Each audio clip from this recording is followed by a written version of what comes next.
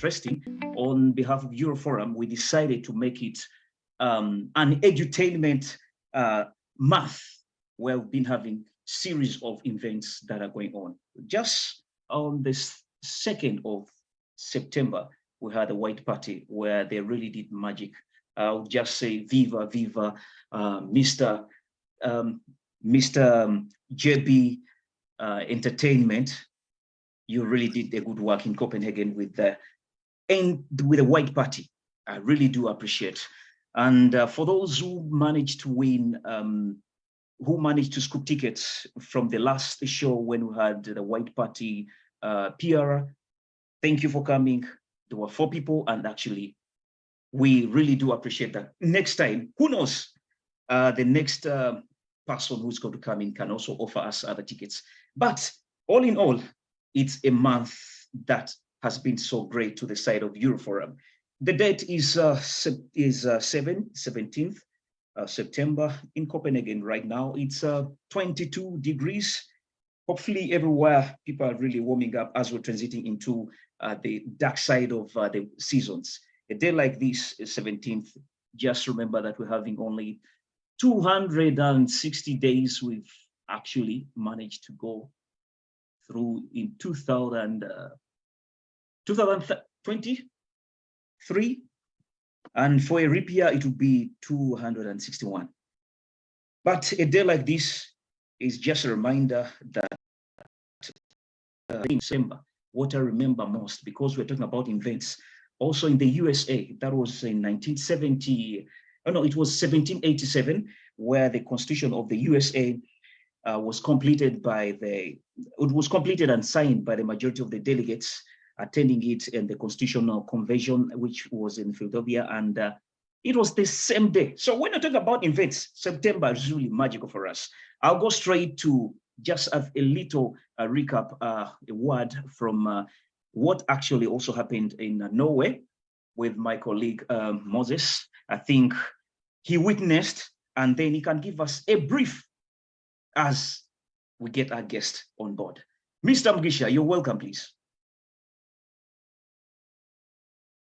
And yes, I also want to take this privilege to add my voice to Smoggies to thank you, our dear Euroforum viewers. Moses Mugisha is my name, as I've been introduced, living here in Oslo, Norway. Yeah. I'm chipping in just to shed a light on what happened in Oslo, Norway yesterday. It was a great day where the Uganda community in Norway was launched. It was a blast. It was a great event where we had so many guests, international guests, both in terms of nations, where we had non-Ugandans, who we call Friends of Uganda. And we also had Ugandans. We had a delegation of Ugandans from Sweden. And that was led by the Kawaka's representative to the Scandinavian, Owechitibwa Nelson Mugenyi. It was a 13-man delegation where we felt really taken care of. Why from Sweden? Sweden stands as one of the most established Ugandan communities in the diaspora. But in this case, the delegation being led by Owechitibwa Nelson Mugenyi, it also happens to be Scandinavian region being led by him. So Norway being a child growing. So it was just imperative for them to come and show us both solidarity and giving us some spot of inspiration. And of course, we borrowed a couple of leaves from them, and we feel very, very, very, very geared. Buganda Association, Buganda Community in Norway. Just to give something very quick, I happen to be the MC of the event, and I'm also on the committee, but I'm Moses Mugisha Omunyoro. So this speaks to you watching us and anyone out there who looks at such events hinged to culture or tribes as being limited to a particular tribe. The message that cut across when different guests spoke was that Uganda literally means Uganda, people living together. So, but we also appreciate that people of Uganda people are Toro, people are Nyoro. So the message that was echoed out by all the guests, all the speakers that shared something was that we are launching another section, another docket of working together as Ugandans. We are spotlighting culture. We are helping people appreciate that we are first Batoro, we are first Bachori, we are first Lurus, we are first Waganda, we are first Basoga before we become Ugandans. So there was no such, there is no such, or there should not be any kind of misinterpretations of balonchize ekibiina ky'Abaganda, so now we're going to section. Bagenda kulaunching ekyabatoro bakuteka section. So this, and we also made this message very clear, and to a Ugandan living in Norway, it is a structure, our leadership structure in the community is we take the Ugandan Association as the Ugandan government in Uganda. We have the Uganda Cranes Norway, which stands as the FUFA in Uganda, Federation of Ugandan Football. And in this case, yesterday, we launched the Uganda community in Norway. In that context, relating to Uganda, Emengo yalaunchinze ekitebe kyayo. Someday we shall be launching Obwakyabazinga in Norway. So in that context, so it is more like a football team where a team has a striker, a winger, different two wingers, midfielders, and defenders. So, but all scoring the same goal of unity and uniting Ugandans, empowering, and seeing that we can work out things together. So the core message, and that was read by Owechitibwa Nelson Mugenyi. It was a message from Owechitibwa Kawuchi, who serves in Uganda Kingdom, who was meant to be the main guest. Sent Owechitibwa Nelson Mugenyi. His message was echoing to us to embrace culture and diversity. Literally translating it from Uganda, which precisely was encouraging us to stand, to uphold and put out our cultural values. Despite the different affiliations we may have in terms of culture, political diversions or differences, we should embrace that we are Ugandans, but also embrace that your trend identity comes from your culture and your language. Uganda, be proud to speak of Uganda, and the like. We also had Solomon Jagwe, a Ugandan living in Virginia, who designed or developed the app, Koza and Nancha, that is a language app. There is currently Luganda, Chori, and Swahili. So he shared the Zoom presentation, and I feel from the audience and the feedbacks we got, I feel people love the fact that there is someone out there who has gone an extra mile to work out something that will empower our immigrant children. In this context, our Ugandan children in the diaspora, in terms of language. His only encouragement, besides what he shared, he encouraged us to embrace this app through not just watching, but also subscribing. To see that we can, as different angles, push to help our diaspora kids build their esteem and sense of identity, that we should as well embrace this app that helps them learn the language and also connect with their motherland. Otherwise, the event was topped up, was climaxed by one of our legendary artists, Eddie Yahweh. So dancing shoes were put on, and we put away the gomeses and kanzus, and we really felt we had a blast. So in a nutshell, we said, get set on your marks, go to the Buganda community in Norway. And as we speak, it is, yesterday was the inception of the group, and we hope to be having such a cultural day, it might be a cultural week, a cultural day every year. And that makes it 3 big events in our Ugandan community. Wow. Uganda Day being hosted by Uganda Community in Norway, and then the Independence traditionally being hosted by Uganda Association in Norway, and then the end of year party, which will be this year, which will be on the 9th of December, that will be hosted by Uganda Cranes in Norway. Wow. 3 organizations scoring the same goals, tapping the same group of people, working to unite Ugandans and see things happen, to see that we can change the narrative about Ugandans. Wow. That's all I can say, Sebo. Thanks for the ground. That was really beautiful. That was really beautiful. From the words you've really said, I'm picking something that unity in diversity is what really is needed. Okubanti, this Musajja, he has been the MC. Atenga si Muganda, atenabera MC. Kumukolo Baganda. I really so appreciate that. Hopefully, we shall be getting you also more and more to give us the preparations of the Uganda independence, the event which is coming to be, actually, it's going to be a Scandinavian independence, Ugandan Independence Day, Scandinavian, but this time around it's Norway which is hosting. It has been moved around these countries here. So this time around, Norway. So if you could just let me make a very quick call about that. Please. Yes, Sebo. About we've called it the Nordic edition, the independence celebration. It will be on the 14th of October. And that will be ushered in by what we've called the Independence Cup. We intend to play a game against one of the Norwegian teams, and later in the evening, we shall welcome our guests from all walks of life. But in this case, it is basically Scandinavian countries.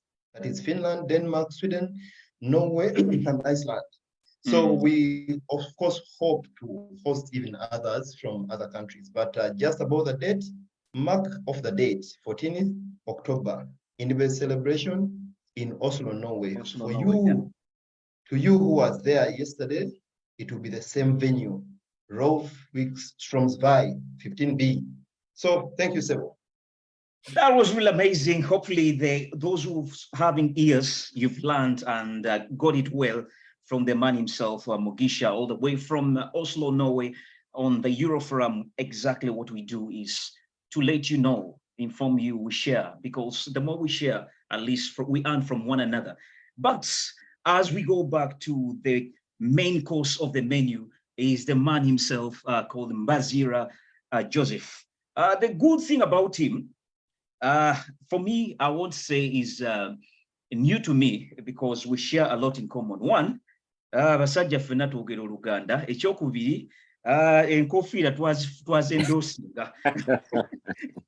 Mpozi ekisembayo njagamba musajja ono, he's a journalist. Once a journalist, you will never retire. Absolutely. And the other thing about Mbazira Joseph, because normally I feel more comfortable to let people profile themselves, but I rather also take this credit. Nange mwogereko ke mumanyiko oba oli awo tomanya naye nga kye mumanyiko ekirala is my OB from St. Kalemba, which is one thing which I really don't take for granted, and is being in media. Is an MC. Yesterday I was an MC on a function. It was a wedding, and actually it was really massive. But I picked some of the notes from him because I've seen some of his functions he's been doing. I'll be doing injustice. Okubango musajja ono mwogerera atenga kinyuma nnyo ne yeeyogerera, because there are very many things that stand out when we talk about Mbazira Joseph, because to me, I look at him as Mbazira Joseph, the cocktail. He's an edutainer, educative and entertains. We hear people talking about the king of the mic, but he's another man who is a hidden man, big man, who tries to hide in a small container. Mbazira Joseph, you're welcome on Euroforum. Era tusanyusa okulaba, feel comfortable, olulimi lwonna tusobola oluyitamu. Oba luswidi nageegenya ate nakikolera ki. Naye nga I'm really honored. I think in ages I've not done an interview. It is me doing interviews with people, interviewing them, asking them questions, and all that kind of thing. But I think this is a one-off that has happened so suddenly. So I'm basically very, very much looking forward to this interaction between me and you. And I thank you for a very good introduction that you've made about me. just to introduce myself once again, Joseph Mbazira is my name. Some call me Yosefu. Apparently, it's the same thing because Yosefu, being a Muganda, I really wanted to sound that not Joseph. Joseph Liriabazungu. Yosefu. Yeah, so feel comfortable to call me Yosefu Mbazira, and that is what I am. I'm a journalist by profession, like Smokey has introduced me. I've been practicing journalism, I think, since a long time ago. I think 1998, from radio Uganda, and then Radio Simba, and then Twala Tugende. I came down Sweden, started an internet radio station, called the New Gamuziki Radio. And of course, I'm keeping on with life as life throws me around to keep doing what the people would love, most probably me to do. And of course, that which is a passion to me. And those two things, journalism, and of course, not only journalism, but emceeing, I mean, interacting with people is something I really, really love as a person. You're really a communicator. Yeah, communicating, talking to people, because just communicating to people takes away stress, by the way. When you sit around and you communicate with people and you see them being, I mean, getting on the mood and they are happy, they you know, whatever you're putting over to them, that actually takes away a lot of stress. So I think I'm thankful. I'm thankful and I'm content with that gift that I was given by the Almighty Creator. And I also don't take it for granted. So that is why I'm very thankful. So nice Mr. being Mbazira, here with you, Smokey. Mr. Mbazira, we really thank you to honor our invitation to be with us. Just, you know, oyogedde ebintu bingi. Ate n'olekayo nsuubira bingi bye weerekerezza by'otaggyeeyo okugeza abamu tukumanyi nga omuntu ali in the medical world right now. Naye, you a big man who tends to hide in a small container. Toyagala kwefuula kikyoli ate nga tukumanyi oli munene. How do you humble yourself to keep this discipline? Okikola otya? That's a very interesting question, actually. Before we go ahead, manyi abantu abamu banneewunyisa kuba nti they keep the discipline and they tend to be humble. Mukikola okusigala nga muli ekyo.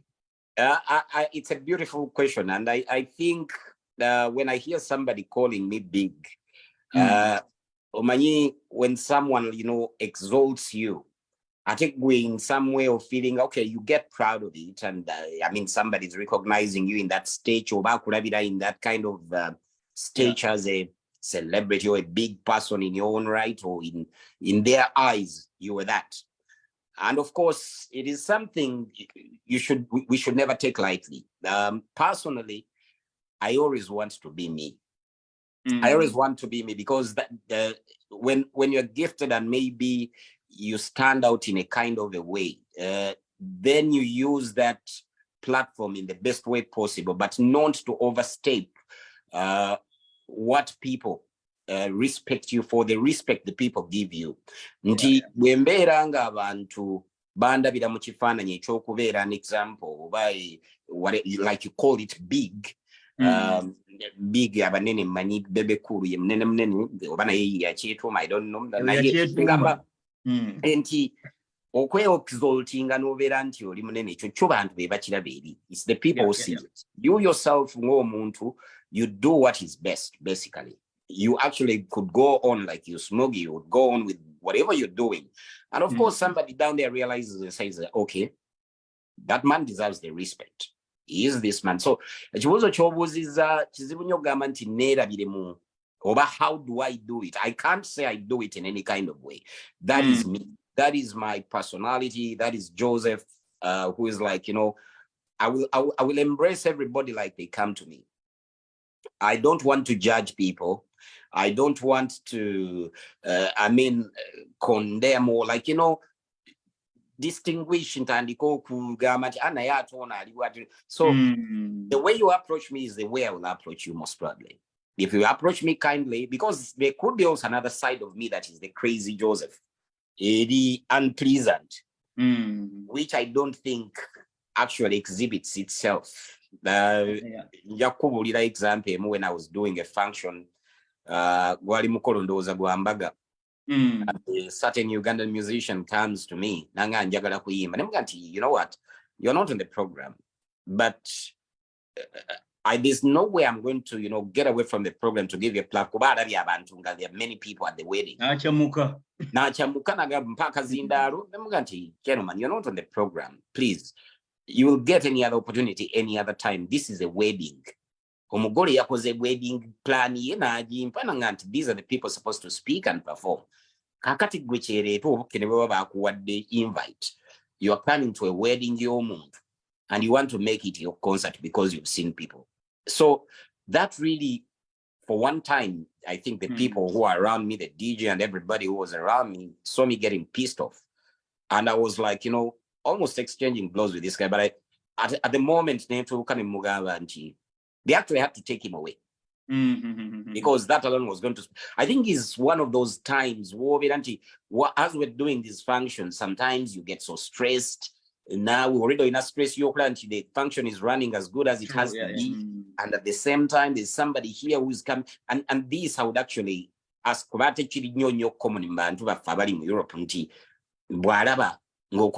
for example, as an MC. I know him. Let me just jump in there. I know yeah. If it is a show, well and good, I could, as an MC, say, okay, there's a gap. You can drop in down there and do your thing. Approach is another thing. How do you do it? But just to answer your question, in approach, how you approach somebody, how you talk to somebody, and of course, analyzing the situation and the response you get as a person. Okay, somebody tells you, it's not possible, then it's not possible. You let it be. If I claim possible, then it can be possible. If I claim that it's your background that nurtured you, for example, the schools you went to, maybe the kind of role models you had. For example, you a student of Ballet Francis, the late. Yeah, absolutely. Should I say he's such characters can mentor you to be who you are at times? Yeah, this thing of personality is basically a combination of so very many things. One, the people that we meet in our lives are just like, another block that is added in our lives. But initially, I think also our backgrounds. Smoggy, I know when you were growing up, you had people around you from your parents, from your brothers, from your sisters, your uncles, and the way they nurtured you as a person. Famuzai was very strict. I mean, I grew up with my mom. I got to get into my real dad's life with my mom and my stepdad, who I call really dad also, and my late dad also. I had so many people around me. I grew up with an auntie who was like, who is my mom's sister. Ngatuli waka with my mom down there. All the people and the family was really, really big. When I grew up, I had these structures of trying to set up what you most probably will become in the future. So the upbringing is one of the things, because those people around you, your parents influence you very, very much. We look up to them like your kid. You look at your kid and you really know, for those of you who are parents, you must know that the influence that you have on your kid is actually, or your baby or your girl or your boy, is one of the biggest things that is going to influence them also in the future. Is going to make them that kind of person they are going to be in the future. You let them grow up wild, then in the future they're going to be wild. You let them grow up humble and respectful, then in the future they're going to be the same. In my case, I would say that, and then two, the people I met along the way. Like you could know, okay, even the schools I went to disciplinarian schools. Primary school, Savio Chisuvi. These are Brothers of Christian Instruction School, whereby, there was strictness. Emigobaji tukuba chiboko bazi tukuba tewali wo bino byabana badinaku zino nti simanyi muzeyi yajjanga nakwasa omusomesa naga oyo mukwasiza. Musomesa nakuba chiboko nakufiirako ng'ogamba yakuzaala. That is the kind of life we grew up nti we had those structures. Omwana nga tojja kuddamu muntu yo not going to answer back you kwegamba respectfulness. The schools nga bwe gambye Sabio Ekalemba, where we were, you and I remember you also very well remember that these people were disciplinarians there, the times of Mwami Chas. Basically, Catholic founded schools and that background. And then, of course, I continued to Caltech Academy, which is a Brothers of Christian Instruction School. That one also had a way of preparing you. Now, the schools, and then also in the life, when I started the real life of Ngokuze, the Tandi Sokola, I was very honored to meet the late Bale Francis when I was a pretty young journalist at Radio Uganda. I read the news by default in his place. So that actually, we sat with him. You get to learn a lot from these people. They're like elders, but of course that comes if you listen. If you listen, it helps you so much more. So it's a combination of very many things. So in a nutshell, it's a combination of very many things involving your character in person, then the people you see, and then experiences you encounter as you go ahead. I really do appreciate Mr.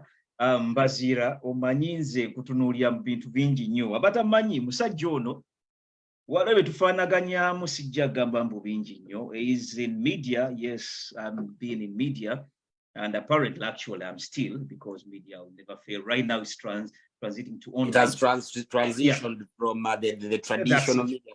That media is radio and TV, but today anybody can be a journalist. It only depends on how you carry yourself and what you copy. And if you stick to the ethics of journalism and whatever, then you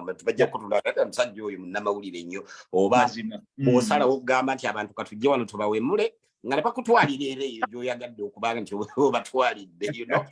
So the way you carry yourself is another thing, and what comes out of you is another thing altogether. Kituufu ekyo. Njera bambagambye musajja ebisesa bingi, musajja Wanyonyi, ndi Wanyonyi, musajja Kikofiira naye yonkitadde naye nga yonna gye kiri tukwaniza nnyo kuba kuno. Olunaku olwaleero gwe yakatwegattako. We are going to use both languages, Uganda and English. Kikole tukintabuli oba oliawo abamu bajja funamu mu ngeri mu b'endala. Naye okusookera ddala musajja nga bwe bwayogedde is an entertainer. Leero tutunulira guno mwezi gwa twagutwala aba Euroforum okuba nti mwezi gwa so much events which are happening. Era twamulese ku luno just to give an insight on events that have been happening in Sweden. Nga muno mwe mwali entabe y'omupiira bahosti bennyini ogwabasobera okukakkana nga tubanyigiriza. Bo bagamba twabanyigiriza naye ate ffe twajja twetegese from Denmark ekikopo ne tubatwalako, but bwe tuleese tuleeta omuntu nga tumanyi tumwesiga in terms of football. Era yali akola commentary ku mipiira Radio Simba e Uganda. Abamumanyi mumujjukira. Actually kanyongere era kampiseewo kano katono nnyo okutumira ku muganda wange Mwawu Patrick. Nja kunoonyaako tumutumidde nnyo era omunoonyaako mwagala nnyo Mukamoli aveeyo. Weebale nnyo basajja bonna, those are alumni of Simba. Ate nga serabidde kantumire ku Lili Nabbenja ndowooza ali mu US from Lillian, I think.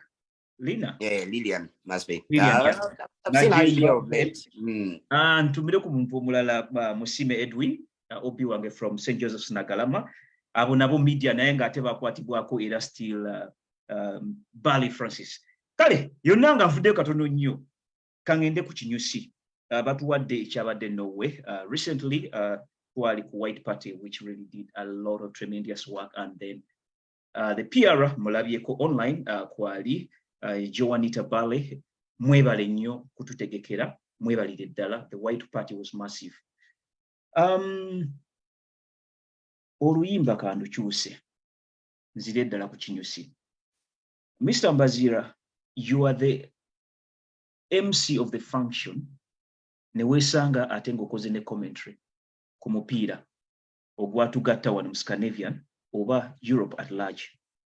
Njagala otusigire ekifaananyi and then give us the challenges ze walaba, ebirungi byolaba, kituya mu mupiira ng'ogwo gutuyamba ki, yate event wagiraba otya omuntu atasobola kubaayo tusigire ekifaananyi ekyaliwo mu Stockholm. Yeah, and Jakuita Mbwangu, because that tournament was really, really, really big. I think it is one of my biggest, hardest and challenging events. I've done quite a number of events, and this was in its own way challenging, simply because it was kind of new. Sweden was hosting it, I think, for another time. But I was approached by the organizers, and they asked me to help them out with the emceeing. And in my picture, my overanga, you're gonna MC such an outdoor event, a 2-day event. You'll have tried to find out, okay, I had been informed that it will be just the opening ceremony, and then we'll have the closing ceremony, because we had and I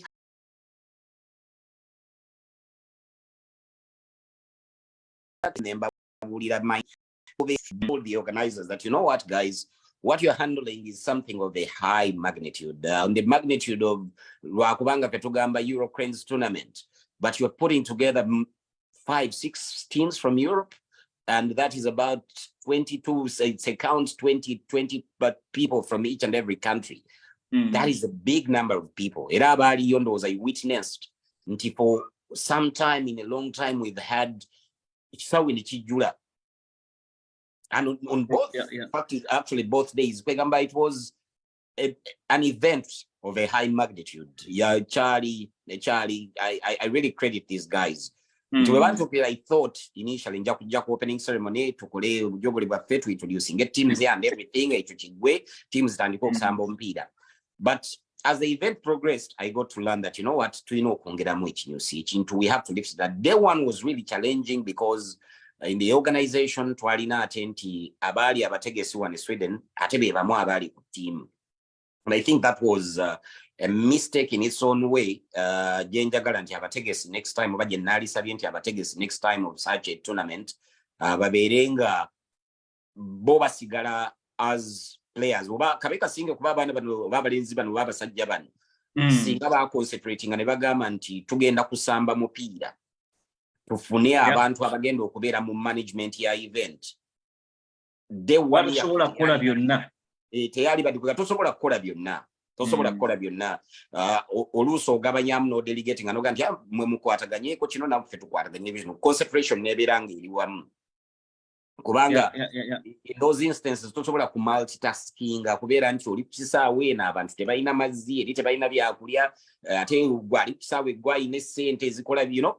So ekyo kyonsaba bannaffe abalala abaddako okutegeka nti let the players be players, ate let the managers of event abalwaninga bakakensa bombawa befinira bebabeere mu management y'ekintu mugisha mbawe ate mugisha yali ku kisaawe ate yadduka eno nti kala n'amanya atya opponent we.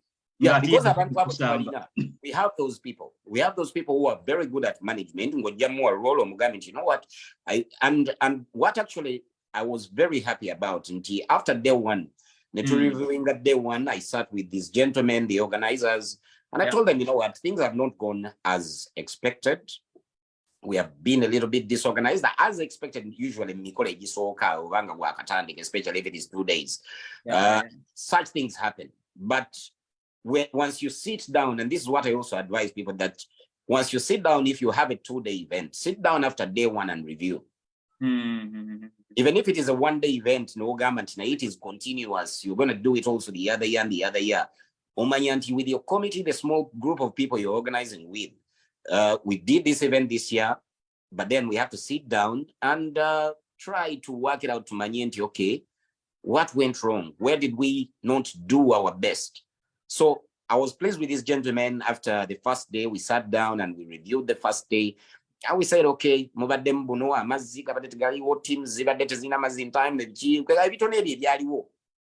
otherwise the football was good. Nayenga we gami nti Sweden yali badde n'ekikopo ekyo kati singa tebaali nti be bategesi ate abategesi be bazannya omupiira. Denmark would not have a chance. Sikyogera kunyiza kubanga abazanyi No, I really have to credit all the players, by the way. We saw some very good football at that tournament. For those of you who missed Abatali, I really, because it was real competition.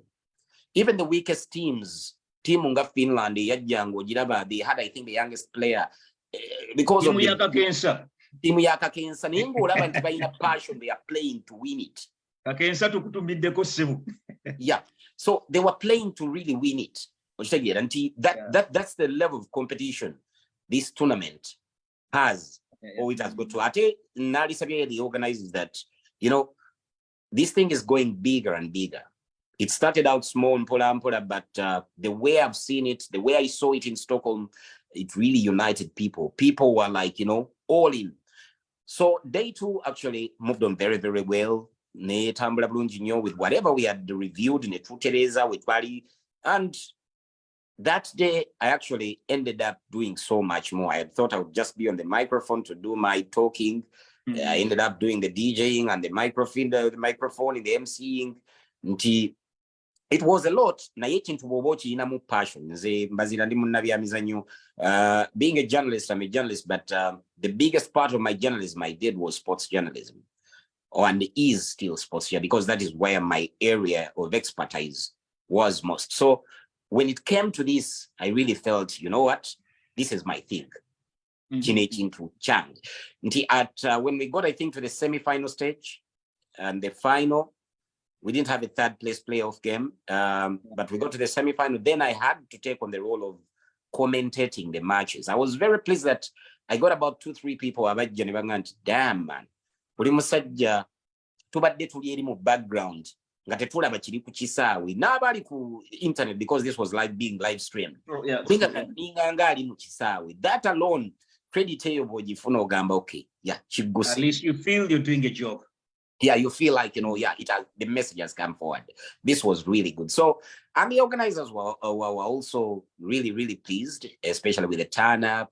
It was so much aura surrounding this event, the passion, you really saw it was a competition. I just hope and pray that the organizers keep it at that level, or even take it to another bigger level. So the Euro tournament was one challenging tournament event that we did or hosted this year in Stockholm, and I think it is one of the best of the events that have happened this year in Stockholm. Actually, you feel the impact was felt.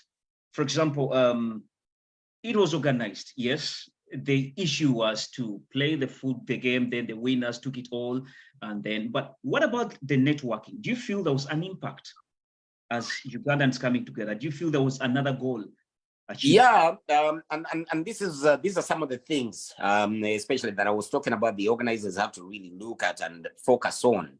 Is that it's not just like about, you know, coming and playing the game, the beautiful game, and then leaving. I would say that the most or the biggest interaction that we had was down at the pitch. Yeah.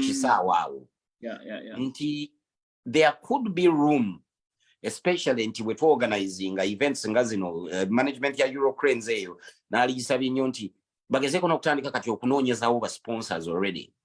Nti bw'obeera ne sponsors nga bana batano, you could get even more time y'okubeera nti temu concentrating just on football. We could get clinics, we could get, you know, interactions as Ugandans abavudde. I know the next interaction was after the game. I was so tired I would not make it. The party that was organized by I think it was the Eurocranes party. I don't remember what it was called. I was not able to make it down there. But people were having fun, of course, so they interacted most probably there.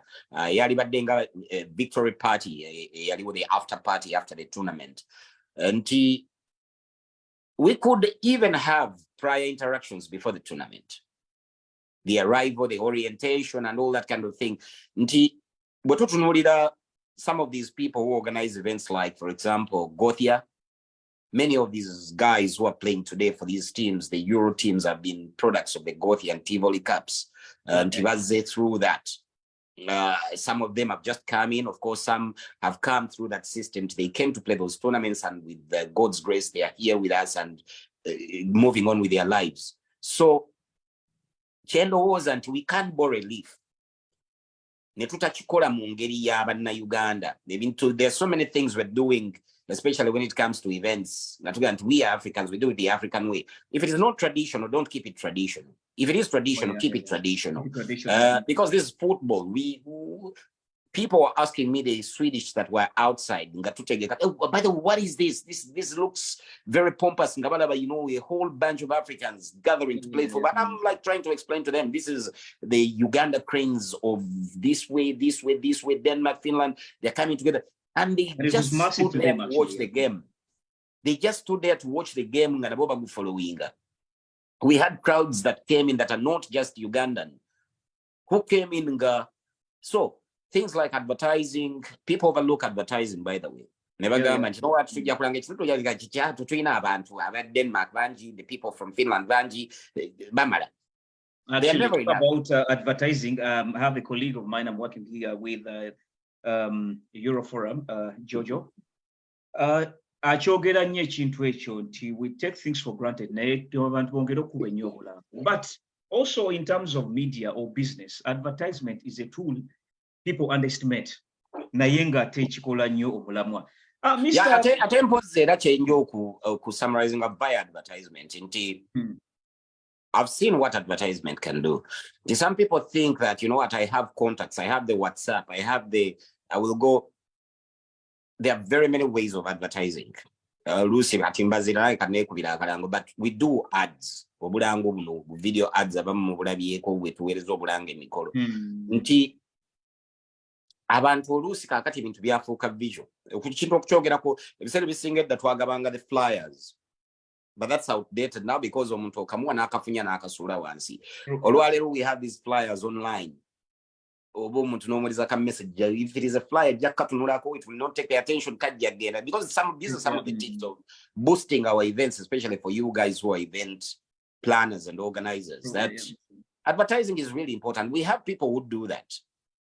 The Mbaziras are there, the Kakensas are there. They are into it. Give him the platform to use his platform to do what they can do best. The smoke is a I need a flyer, I need a something that really a digital ad, a video ad to get my audience. So we didn't come to the event because we didn't know.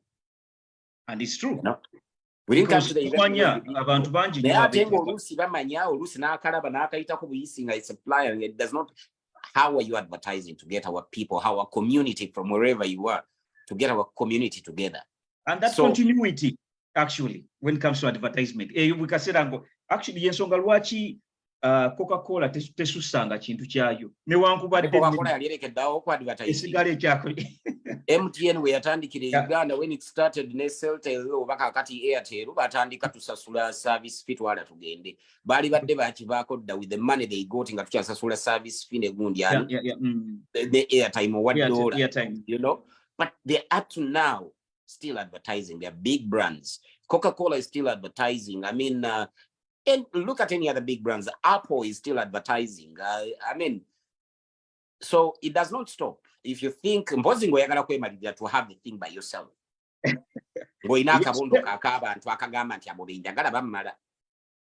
Yes, based on that, I would love also to pass Chigedem public. Yes, what we do Euroforum, what we do best is to just share, and the more we share, I think reach out to you, and then also we learn as you learn from us. People of great eminence, people like Mbazira. We're proud that he honored us to interview him. He's a man who's very busy. When I try to profile him, many people may say, it is what it is. It is what it is. He's a simple man with too much to share. If you give him an ear, trust me, you won't be left the same. So Njagamba na one forum, in any case, or anything to advertise and everything, just reach our inbox, reach me. Those who have my number, come, then we talk. There's no problem. The more, because we have to share, and then we get more. Yeah, apparently abantu baffe bwe tubaga nti come and reach me inzo okulowooza nti abadde jangu asimugi ajja kunkubira akalanga emikutu gino si kyabajjajjammwe ekyo kankibabuulirirewo emikutu gino gyatandikibwawo abantu nga bataddemu so much. People have invested so much, and whatever you see in the background, a person has invested something, the technology, the money, the time. So creativity. I request our people out there to also value the time of the people who do these things. It's true. That's true. I'll give you an example. Muntu ajja kuva wano agambe nti ngenda kukola akalango ka event yange nja kakolera Uganda. Ajja kuga nti Smugi oba mbaziira nina njagala kunkolera akalango. Nti sente meka. Kuba now I'm talking about reality. Akalango katwala time and the skill and whatever neddobozi lyange naliyo na buli kimu nina okugula amazzi agagenda oddiwabula. So all that costs, like you would go to Uganda, oba olina ajja naga nti njagala obeere MC ku mukolo gwange. N'omuga nti this is my fee. Owulira n'akuba enduulu kuba oli musajja munne muli wano mwenna Bulaayi. Naye ate nga bw'omuga nti okay omukolo gwo guno singa obadde ogukoledde Uganda, if you had done this function in Uganda and you had to hire, would you pay him what you are paying me? Today in Uganda, for those of you who don't know, the MCs don't go less than 800,000 million. 800,000 we are cheap when you. But andikira mu kakadde kakadde yamuka. The like to Patrick are my friends, but I know. Abantu tuvaluing ennyo the skills of the people that they have. If it is an artist ngali mbulaya and they are good and you want them at your function, value their time and their skill and their craft. Of course, you want them. If it is Smoky you want at the function, Obamba Zero, Oba Kakensa to do, value their time and the function and whatever. This I have to be bold about because people take others for granted and what people invest in what they do. Ngana we body skillful in whatever you do, wherever you are, whoever is watching. That is the same with all these people who do these entertainment jobs, all these people who do the media stuff, is that they save time, they have families, we all have to just value each other. Talk about when comes to me, this is my things, instead of Kaya and Abantu actually, even DJ Wajana Joseph Mbaga, you need me to work with you. Okay, this is my price. You know? And if that is your price, if I can find somebody cheaper, then I find somebody cheaper. But I'm not going to find the person I'm looking for who is as good as he is or as she is. So value that person you have approached. And of course, listen to them. You can talk sometimes as brothers. Euro Forum Yugi is somewhere you really have to advertise. Yeah, come down and talk to the management and tell them, you know what, guys, give me a platform because this is where you gotta be. So, it's a point. So, my things we need to learn. Kati ngabo ochogedde kutyo. Chiba kya kuyiga away from advertisement, but also respecting the Afro-Pins in all their different fields. Kyanaku nnyo biseera bingi nnyo ojja kwesanga nti abantu abali mu Europe, Africans in Europe, katika nzire specifically bana Uganda, bayina different fields balimu. Abamu bali mu malwaliro, abalala bali mu services ez'enjawulo. Naye kyanaku nnyo okulaba nti you could pay more ku bano bakyeruppe. Ate n'olekawo omuntu afaanagana ng'oyo bakola same service, ye n'omuntu for granted. Kitulemesezza nga society yaffe. Kitulema kati okula. Lwaki tetukulaakulana? One, as Africans obanga bannayuganda tulina ekintu kye tuyita obutayagaliza. Nti gundi ajja kumpitako. But we are all gifted differently. And we all have different kind of luck. Nti gwe bw'osuubira okuyitako ate oyinza okwekanga nga ne bw'onaaba tocontributing nze whatever. Ajja kuyitako kifubadde. Era ajja kuyitako. Ne bw'onaaba ocontributing nze ne bw'onaaba tocontributing nze era ajja kuyitako. So that is it. Bw'endowooza nze mu ndowooza yange. True, we should give credit where it's worth and then give people the value they're worth. Omuntu gaina skill nga ogyetaaga, give him the value worth his skill. That's what I would say. But we came to talk about actually events.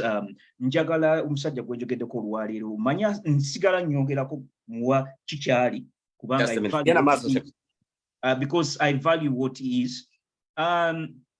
It's just of recent. He has just won himself a vice chairperson in Buganda, Saza. Sajja ndowooza vice kusaza Stockholm kyagenda okubanga ayongera tunyonnyola obulungi ennyo obwenkanidde awo. Naye nga mbeebaza nnyo mwenna bali ku Euroforum olwaleero. kansoke mpite mwana katono nnyo Jorin kwali online era agambye nti no way not this and oza abadde ayogera ku byomupiira ebyaliwo.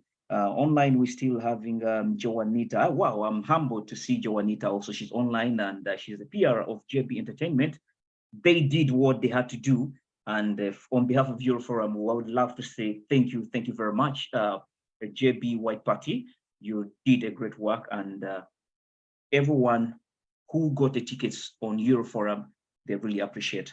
And I'm actually very pleased by this, Smokey, just to add on that there's a tradition that has started right now in the Schengen, and I've noticed it on very many events that I've been hosting, that people now are supporting each other in a very beautiful way, something that has not happened of late. We used to move and then we wait. I remember the days when we had it's a couple of years back when we had for example Irene Namubiru here, we each did a Schengen tour at Stockholm, and then we drove to Denmark, I think to Finland. That was a tour she had. And you had to take the artists, for example, to each and every one of the places, and they had to be hired down there. And in this case of the latest years, I've seen people are supporting each other. People, when there's an event in Sweden, guys from Denmark, there's a crew that comes from Denmark, there's a crew that comes from Finland, there's a crew that comes from Norway.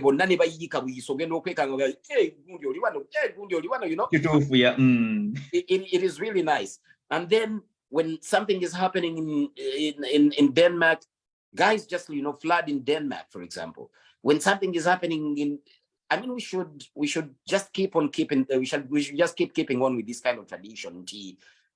Sometimes no kubera mugundi eyo yokka nakyo kirina engeri gyekiku abantu tutambuleko togenze Uganda sama tambulako gendako e Denmark olabe ekintu kyabwe bakikola. How do they have their fun? Come back to Sweden now. Denmark bajjeko Sweden ekyo lwaki muyina free zone eyo okutambula. Abasajja bano abazi government zintu tebakikolanga balalu kuleka kubeera nti your passport lived in one place. Your passport oba yo bagita bati eno card ekukkiriza okutambula nti ekukkiriza okutambula between the boundaries of these countries. So take time and explore the entertainment world of these other countries. It will really be healthy for you, especially mu abadigiza abagala okunyumirwamu, and of course okurefreshinga mu ngeri emu oba endala in your lives. Actually, talk about that. Era ojja kwesanga nti bino bye bituyamba okwejjako stress naddala ffe the Afropins tuze mu Scandinavia ne muno tugire ndowooza away from supporting abantu nyate it's the way you have a different mindset buli wotambulako n'ogenda mu kifo ekirala osanga abantu abenjawulo ab'emikwano ab'enjawulo. Naye nga mbadde nkyali wano online Sebagala Isaac agambye mwebale kuweereza nsinzidde Uganda mwebale nnyo kubanga olina ffe Chapili nkulamusizaako naawe kwoli nkula online. Mr. Kalyango akutumidde Kalyango Musa Denmark kutumidde Sweet Baby naye kwali era nayongera kubalamusaako mwena gye muli. Ani omulala yes Kalyango Musa agambye mwebale kutuweereza tusiima naye ate akeeso sonaona wana ab'e Sweden omukyala Maureen Shamila Namulinda okoba otya maama ate era ne Peter Sazi batte Kigongo nammwe tubatumiddeko banaye mwebale kubeerako ku mukutu. Thanks for joining Euroforum. Okay. Yes, nga tugenda mu maaso era mbadde nga tutunulamu mu mbeera nti omwami gwe njogerako wakize sigala mu profile kubanga deservinga kikyali akikoleredde era mbadde nsaba mu buwombeefu oyongere otutangazaamu ebitiibwa bino byogenda ng'ofuna byewuunyisa naye kati ate kya Buganda wasinziddewo kubanga kati gwoli vice chairperson tunyonyole eyo ate otunyonyole nanteekateeka kiyo eyabaddewo ow'ebika by'Abaganda bannaye era yembazira ono vice chairperson w'ebika by'Abaganda mukama wange oba ntwala oba my chairman is abamumanyi muyinza okuba mumanyi mwami Sengo oba y'omu ku bakulu abakwataganya era ndowooza be batandika okusinza mu Luganda. Kati gwe bwe muli eyo temulina kyakyamwe yakusinza mu Luganda eyo oyinza okujja n'osabako naffe babeera n'okusaba kwabwe every last Sunday of the month. Kati nga 23 bagenda kubeerayo n'okusaba okusinza mu Luganda ekyo nakyo tubayise abatalina church za kusinza mu Luganda oyinza otwegattako. Nze ntera kusabira wali ku St. Eugenia mu bannaffe abakatoliki naye churches nyingi abantu we bakuŋŋaanira naye nkuwaddeko abo abatera okukuŋŋaanya ennyo abantu, so join us. Ekya okufuuka vice Basanga Kabeka Singe nali badde na chairman naye mukama wange yansinziza ku bululu, and I welcomed deputizing him. I'm a proud Muganda. Abantu oluusi bwe tugamba nti tuli Baganda, abantu bagamba nti ate muli ba tribalist, mwewulira nnyo, naye gwe nawe wenyumirize mu kyoli. Bwe nkugamba nti ffe waffe tulina kabaka nga nawe ngaffe tulina Emodimodi. Tulina kyabazinga, tulina kyabazinga. Bwe nkugamba nti ffe tukokya oba nawe ng'ongamba bwe nkuwayo olugero nti nawe ng'ompa olwewamu. That is the proudness of what you are, because that is what you are. Ekyo kyoli. Nze okuva bwe najja wano mu ggwanga lino erya Sweden nalabira ddala nga Abaganda bali really organized as a group yabwe ebika by'Abaganda oba ekibiina ekyo mu bibiina ebyali really organized mu Sweden. Ekibiina ky'ebika by'Abaganda really kyali organized. I'm talking about 15 years ago. And this is a group that used to even nga bwe tuwulidde Mukulu Mugisha ayogera bwe balaunchinze the Baganda Association, of which he is also a member on the committee, musajja mu Nyoro. Nti ebika by'Abaganda mu Sweden way back, those 15 years I'm talking about, byali bigatta abantu. Ng'abantu bangi from all walks of life. And that is what it's supposed to be like.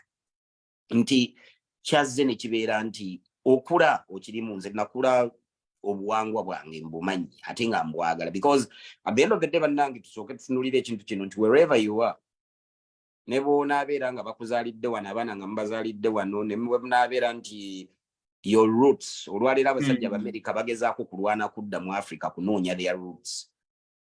You don't have roots. Bw'oba tolina roots obanga omuti ogutalina mirandira, maaso awo gutuuka ne gukola ki? Ne gufa emirandira nga gifa. Yeah, your roots are basically your origin. And once you are proud of your roots, you just cannot die.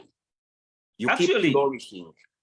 Actually, if people even embrace you once, they appreciate or manifest your originality. Originality. Ntera gamba abantu abamu nti nno kizibu nnyo okuyiga obuwangwa bw'abalala nga tomanyi bubwo. Very good. The simplest of examples ze tulimu, these countries we are living in. When I came to Sweden, I was trying to start a radio station, the Yuga Muziki radio station that I started way back. I was asking myself, why in this country tewaliwo radio ya Luzungu, an English-speaking radio station, medical frequency, and it is not there. Why? Because I think waliwo voice na yeda ulabe bachintabuli. I mean a radio station with the English language speaking and English programs. Ngatiriwo, an English TV station with English TV programs. So nenga watch they rather put a text ey'olulimi olulala oba oluzungu nti osobola okukyusa n'ofollowinga naye nga babyogedde mu lwabwe. They value their language much more. So gwe yonna yonna gy'oli bw'onaalowooza nti gw'onaayiga Oluswidi okusinga Omuswidi, oba abaana bo banaalwogera nnyo ne bafuuka Abaswidi, tekijja kubaawo. Abadeeni banaalwogera nnyo ne bafuuka Badeeni oba Bafiini. No, abaana tutandikire kubayigiriza oba abaana baffe babula ne babeera nga bali wakati awo. Tamanyi oba Munnayuganda oba Muganda oba mu actually mu ntandiko wano babeera okay. Naye gye bagenda nga bakula, the sense of belonging comes. Kati bwe bate baje oba mu Badeeni tali so much accepted. Ate nammwe eno tomulaze eri wajasibukira ddala. Gwe mukijogo gwe tugenda okubeera nagwo mu myaka nga the next 15 years. Abawarabu n'Abasomalia batusingiddeko. So nti ekyo tulina okukijjamu okuyiga. Naye ekibuuzo kyo kyombuuziza nti how do you end up there mu bika by'Abaganda kufuuka vice chairman?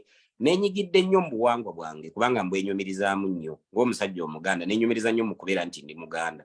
Era nga ndowooza nfubye ebiseera ebisinga okulaba nti neenyigira mu bintu ebikolebwa olwaleero jjo olunaku lwa jjo twabadde tukyazinza wano saasobola kugenda Finland because at the end of the day naali badde ndi Finland naye olw'ensonga nti natuukirirwa Abakabaka Foundation ya wano. Kabaka Foundation kibiina ekimu ekya Ssaabasajja foundation ya Ssaabasajja Kabaka era nga yabadde aweereza n'alinnya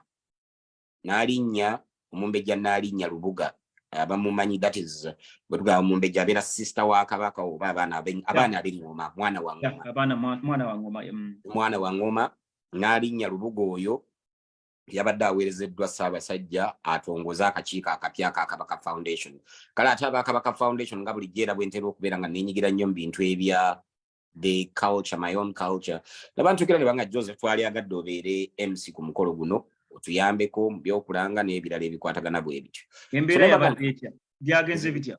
Nze bwe kiba ekyo wendi nekyatambudde bulungi nnyo.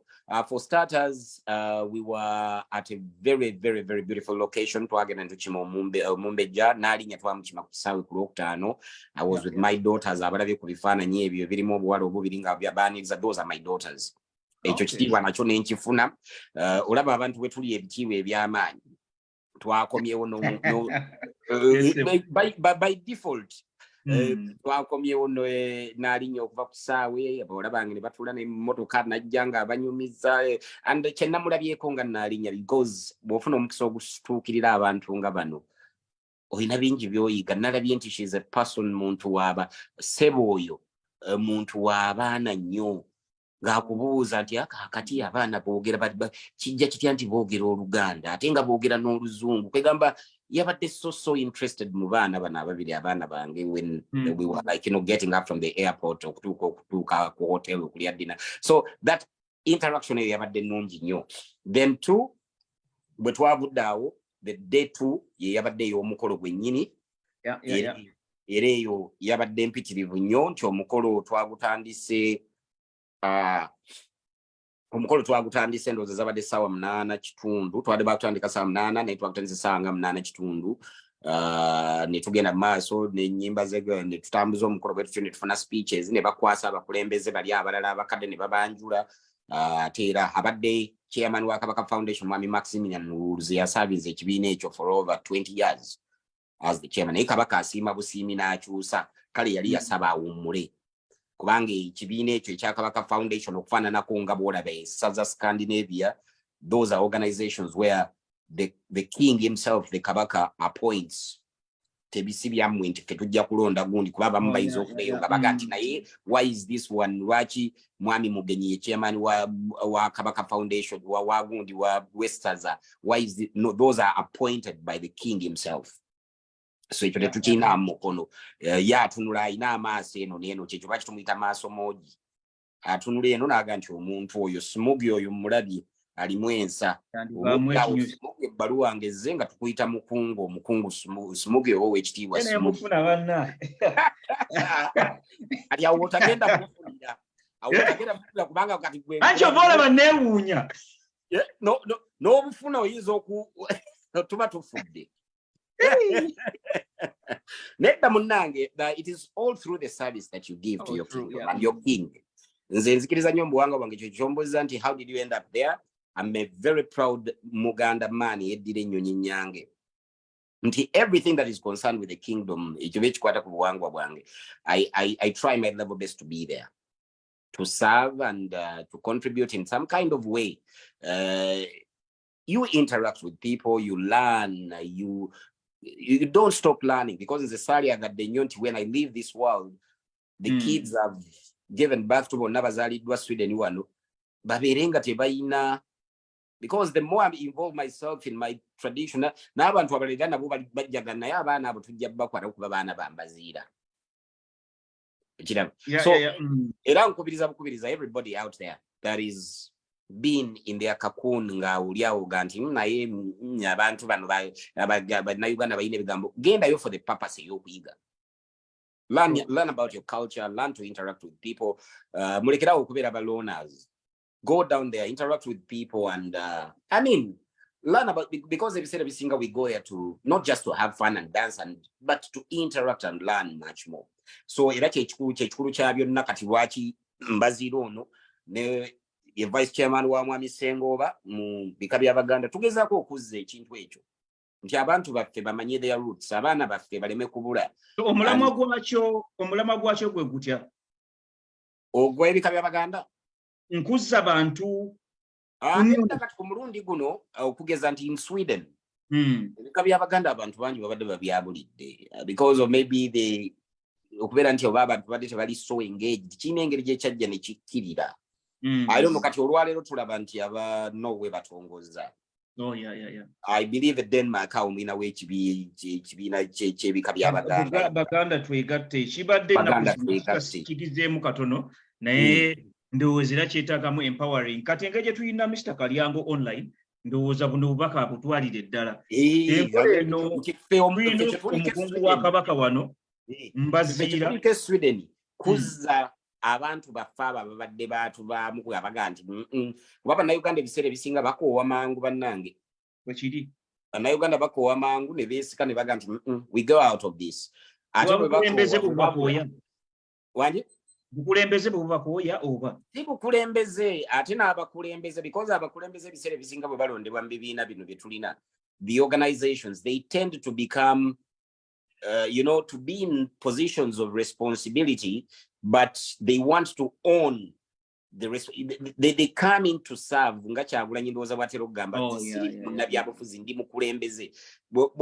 they call you a leader, you come to serve. You don't come to be served or to get titles, and that is the problem with most of our associations that we have in Europe, I believe, and why most of them die out, because people that are down there steering them and handling them look at themselves as bosses. I mean, these are not companies. These are NGOs, or charity organizations, whereby you are down there to serve your term, contribute, do what you gotta do, and then done, and hand it over to somebody else. So the problem that we've had of late is that very many people come into associations and they make them their own, and most probably entitlement and getting the title. So we have to get leaders who are people down there to serve the community, to bring together the community. And I think that also comes with passion. Some are born leaders, some get to become leaders. We just have to find a way of getting that into Smoggy. Okay, but now I will be involved. So that is how Joseph ended up down there. Nadala, when it comes to ebika by'Abaganda and anything that is concerned with the kingdom, you will find that I'm involved. Ate and bantu kiridde nnyo ng'omwogezi okubeera nti yogera ku mikolo gyabwe, beerayo n'okola obulango bw'emikolo egyo, okutwalayo ebidongo, no providing a service, okugamba bintu bingi menga byonna byetoololera ku kintu kimu nti you love your culture and you support it in any way possible. You love your culture and you have to support it in any way possible. And it brings me to a certain, when I remember when I was in school, we had a topic which was connected to Masculine imperative, meaning that a man has to do what it takes to build society, away from family. Kubanga, the more you participate in society as a man, by advantage, even your family benefits. So there was let it be an initiative to everyone, abali in Europe, as in the Afropins, oba namwe bana Uganda bali ma USA, oba mabali mwenna mawanga chenandise. Society na jolimu, community yamwe, jemulimu, take at least some initiative to contribute something or building. Nafenno abamu abogera wano twasanga society zituzimbi. Nze nebaza abasajja nga Kalyango Musa kwali kuno, kuliko abasajja gundi Jebbi naye kwali ndozi namusanga kuno ku Europe naye, abasajja nga Peter Ntende, they built the entertainment. So fetwa yongerako bwongezi. So I appreciate when Mbazira says that twongere okuzimba kubanga most cases be the initiator, then implementers are always going to come in and then come in. Just to tell our people that however small you start, especially if you start something that brings together people, luckily enough, we're in countries whereby, those countries love that we people integrate. If you're integrating with your own people, you're integrating also with the society that we're in. You can get a Swedish Nina, you have a Swedish friend. right now who is very, very, very interested in the Ugandan culture, not just Buganda, but Ugandan. He's been on my neck, but, when should we travel to Uganda? It's just like, gearing up. He's fallen in love. Most of the people have seen me going around with him on Ugandan events. And he sat me and told me that he wanted Joseph. You know what, Joseph? You guys party like, crazy. Faith totally open, Gaba sweetie. We are just so like, conservative in a way, yeah. Yeah, and he had a difference. And chikulaga nti yo muntu bwati bwasobola falling in love with your culture. Muswidi totally. He's a white Swedish man, but he has fallen in love with the culture of Ugandans. Chiche chikulobera okatuga nti bwe kati wa falling in love with the Swedish culture more than your own culture. Kubana yate ni wana falling in love with your culture, that's still tajja ajja kusigala nga akyali mu buwangwa bwabwe. So tuve malala ekituufu eyunge waawe poze kukyogata ku ky'Obuganda bannaffe abaagundi njagadde kutegeezera nga bwe twazze okwogera ku events eziri mu society tutegeeza ku event ya Nnaalinya twabadde nabo ey'okutongoza babayise baani aba Kabaka Foundation weekend ejja eri bannaffe abali mu Sweden abanaasobola nammwe abali ewalala yonna tulina kye tuyita Buganda Day etegekebwa essaza Scandinavia eritwalibwa Oweekitiibwa Mugenyi Nelson Mugenyi eyabadde awo Norway. So kale Buganda Day yo yendooza kye kimu ku biggalawo program y'omwaka era kujja kubeerako n'olunaku lw'abakyala b'omu Buganda abakyala bonna basically. So olunaku olwo lujja kubeerawo next Saturday wano e Sweden Stockholm. So abanaasobola okujja kuliko n'eryato actually eryato simanyi oba bookings zikyaliko. Basically it's more of a boat cruise. No, there's a bit of the boat cruise that will come. It's part of the segment. Friday. Abantu baseeyezeeko ku nnyanja ate era bakomewo ku lukalu then ku lukalu tubeere n'emikolo egyo tujja okusuubira abagenyi okuva ebulange ate era luggalawo Buganda Day lujaguza Buganda nga Buganda birimu ensasula tubye kyaggulo naye nga bintu byakujja no interaction nga ekyeggulo ndoozi kijja kubeerako ndoozi corona saagala kuwa information nga sigikakasiza bulungi nnyo nga sinagifuna bulungi naye ngenda gitunuulira wano era nga tetunnamaliza njagadde kutegeeza nnaku z'omwezi ku lw'omukaaga tujja kubeera n'olunaku ndowooza kye tujja okukola ku Euroforum tujja twala obuvunaanyizibwa tufune more information tugisharingeko obuba si lwaleero enkya tugeze kulaba nga twongera okutegeeza abantu butya emikolo ginaatambula naye nga twongera okwebaza olw'ekyo wabula nga tugenda mu maaso ogambye olw'omukaaga luno olujja olw'omukaaga luno olujja nga 23 okay 23 lwetulina Buganda Day eyo yonna gye tuyita Sebutemba wano mu Scandinavian mbuyo yatufuukidde omutawaana buli nsi gye tulimu aba mu Netherland tujja kubanga ate nammwe mulina eky'omutawaana ekigenda okubaawo era tujja kubafuna mu ndowooza Sunday ejja tulabe what's taking place in September muno mu September balinayo ekintu mu Netherland. Okay, actually mpozi okuttanya ku ekyo naye nga katono nnyo naye nga tetunaba kugenda mu Netherland twogera kumaliriza wano e Sweden era nga 3 tulinayo Afrigo njagala tutangaaze butya Afrigo eyingiddemu etya mutegese mutya kiri kitya tusuubira ki kye mutwagaza ffe nga abaki ffe abawagizi actually kyekinyusi I'm waiting to singa bwe nagambye nti omukolo gwa Eurocreams gwali challenging gwali munene nnyo mu mikolo gye nkoze nga omwogezi ku mikolo and of course as an organizer and being part of an event I'm lucky to be part of very many events that happen apart from those that I do individually like weddings and all that kind of thing as an MC but I'm really privileged and happy to be part of those events especially that join the community together. So like I've listed out we've had quite a number of events the C-Rock and everything and that have been organized especially within the summer and like I listed out the Eurocranes for me was a challenge as a part of the crew that made it happen or part of the people that were called forth to help out in making it happen but I still believe one of the biggest challenge actually ngojeko n'ogwo twalina omukolo omulala which I would not really want people to miss next year. We good twalina essaza era Scandinavia lyategeka the youth camp, summer youth camp. Okay. Bamwagirabako abaana ne bajja ne tubeera nabo. I was there I for saw something like that. Yeah, the summer youth camp was one of those events that were really, really big this year. It was also challenging. We had guys from Denmark. We had kids from Abavubuka. People loved it. We camped for 2 days. For Chirunji in Sweden, Bachita Floats Brew. It's a camping site. We were there for 2 days, 3 days. Mr. Bazira, I've heard people loved it. Ate functions. What brings in this? Should we say Sweden, bana Uganda mulio banji?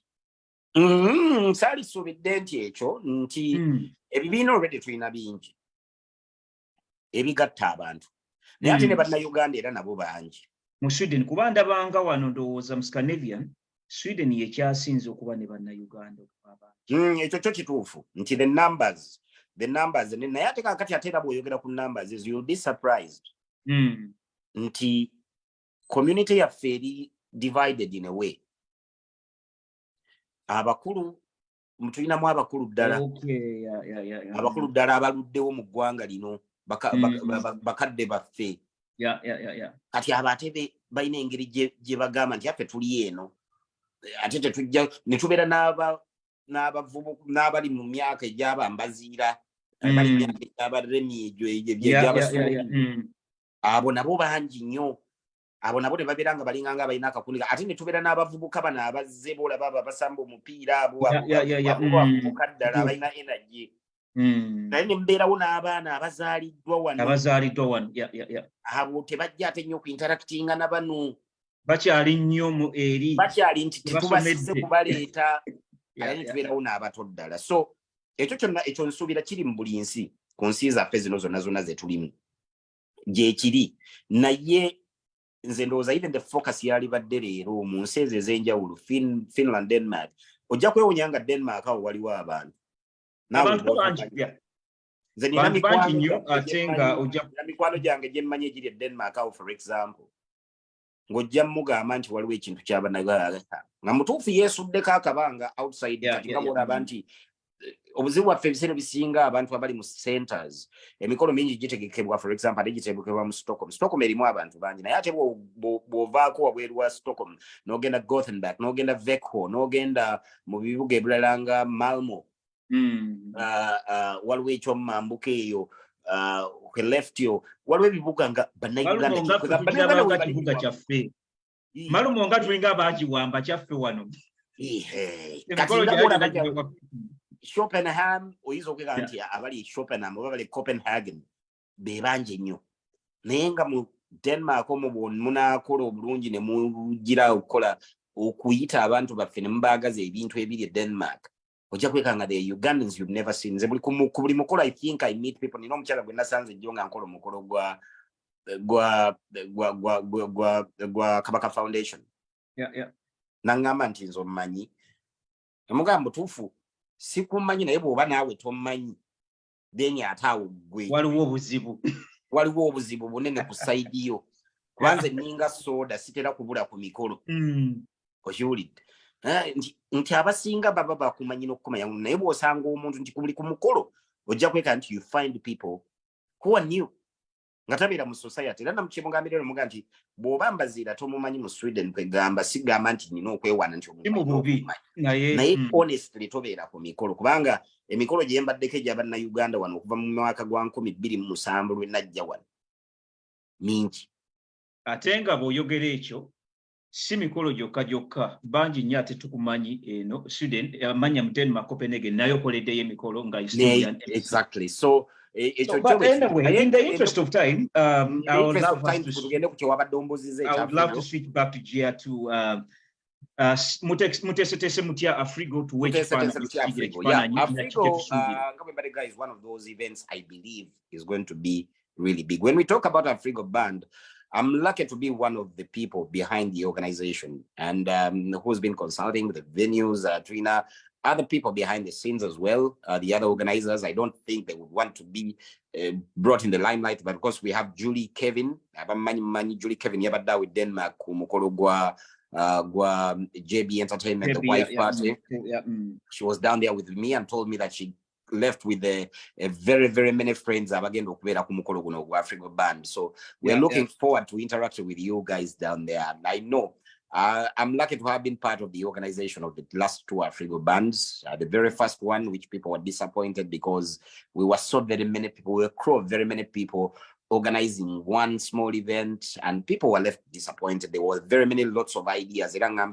When you're organizing, keep it a small team and organize something good for the people. So that is in the past. We got with the 2012 event. I remember those Yasembayo, you were with us, Mugi, Ogwali, and I think Afrigo loved it. Actually, I've attended two of them. Walo Jetwaleta with D-Sounds, Jetwaleta ko. D-Sound, yeah. It was a courtesy of D-Sound after they became that site. Yeah. But I attended so I've always been there. When it comes to music, I really love Africa Band as a person. And when the organizers asked me to be part of the team, I gladly accepted and said, I'll be down there to help you guys and also get down in the organization when they approached me, simply because I want us to have a very beautiful event. When you understand Afrigo, it is Afrigo Band. Abamanyi Music or Afrigo. They are celebrating 48 years. And we also have very many people that have booked so far. That place that we have etwala abantu nga 10 standing nga bayimiridde buyimirizi bwe tugenda okuteekamu amameza nakina kibayinza okukendeera kyekyo lwaki olwaleero tuga nti funa tiketi oyinza okwekanga nga n'emmeeza ojja kubeera kuyakuyimirira oba ojja kubeera nga tewali nga tukuba bukubi muziki until morning. Event tusuubira ejja kutandika ku ssaawa ng'emu. Emiryango gijja kuggulwawo, the whole program tennafuluma, but it is just look out. Naalisabye nnyo nti abagoberera naddala ebikwata oba baagala okugoberera the events. Right now tukola kye tuyita profiles. If you want to know, because this I've not seen it anywhere, and that's why I came up with it. Ekyokubeera nti profiling every band member and every performer agenda okubeera ku mukolo ogwo. Bw'ogenda ku mukolo tubaguyita JK Entertain.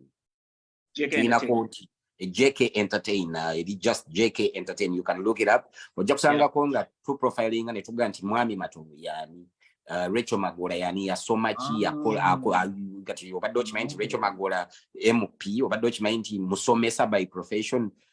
Ani akuba besi endongo eyo gy'owulire enzigumivu mu Afrigo bamuyita Charles Busuula gyali ali profiled. What does he do? What is he as a person? Mufumbo si mufumbo? You know, we are profiling each and every one of them to background yabwe gautuuke mu bandi nga n'abantu abagenda okukubira obamanyi obadde obamanyi. Fee ebyetya wandi fee the entry.